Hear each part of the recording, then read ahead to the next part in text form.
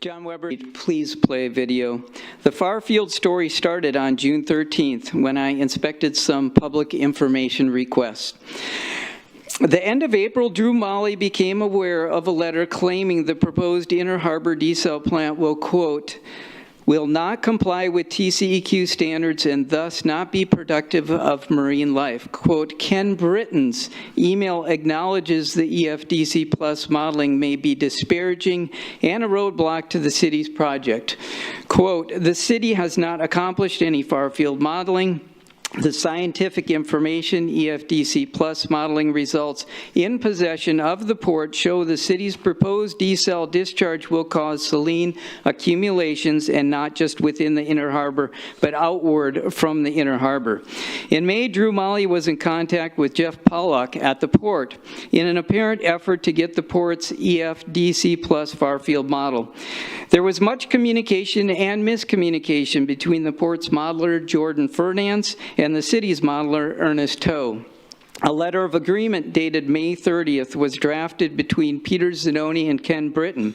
It was heavily redlined by the city, including the statement, the EFDC platform is effective for simulating high salinity, high temperature, and or low dissolved oxygen plume movement, and is recommended by the Texas Water Development Board staff and endorsed by the U.S. EPA.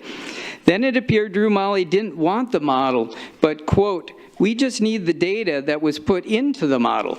Jeff Pollock responded by saying, it sounds as if the city was only interested in the input and validation files, not the actual EFDC Plus model that Jordan LRE created for the Corpus Christi Bay on our behalf, end quote.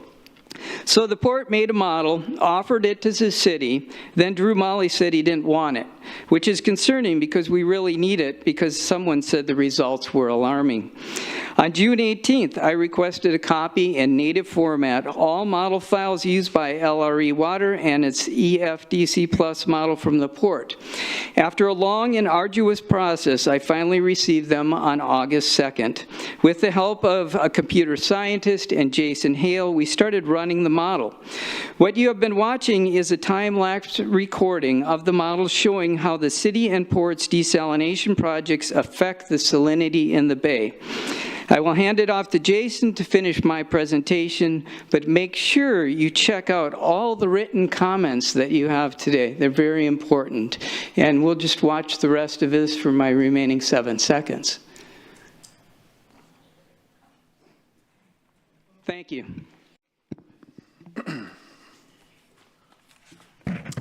Hi, council members. Jason Hale, please start the video. As John mentioned earlier, this is the port's newest far-field model for the Corpus Christi Bay. It has simulations for the cities and the port's desalination projects, and it shows how they affect the salinity in the bay. Right here is the increase in salinity from the city's Inner Harbor plant and its La Quinta plant. The blue cells on the grid show a 0 increase in salinity, while the red cells show a 2 parts per thousand increase in salinity. Now, to be fair, the red cells will go above 2 parts per thousand, but I chose to cap it here because this is a common salinity limit used for desalination plants. The limit ensures that operations will be safe for the environment. The TCEQ uses it, Parks and Wildlife recommends it. It's a good limit. The exact limit is 2 parts per thousand at 100 meters from the plant's outfall.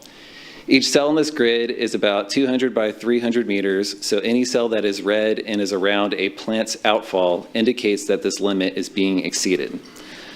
One concern with the model is that it assumes the brine coming out of the desal plant is evenly mixed throughout the water column, from top to bottom. That's unreasonable though, because the brine is heavy. It sinks, and the city needs it to sink, because the plant's intake is only 10 feet higher than the outfall. In the model, the brine starts out more diluted than it would be in real life. In reality, the brine would occupy a small part of the water column instead of the whole water column, or at least that's what the city's near-field modeling shows. If that's true, then the brine will likely take longer to dilute and will likely lead to higher salinity increases.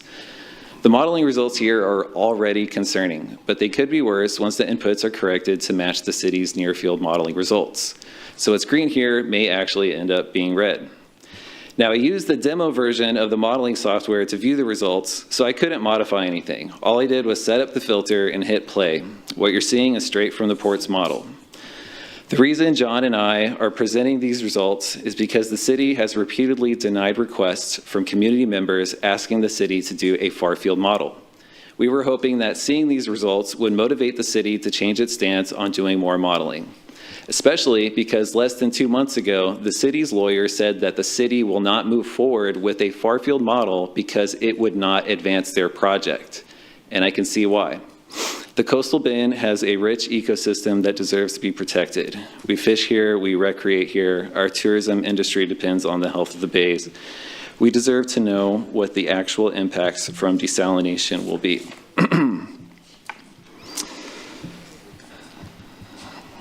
All we want are the facts. We want the city to do the model with accurate inputs and to share the results with the public in an open and transparent way, which so far has not been the case. Thank you.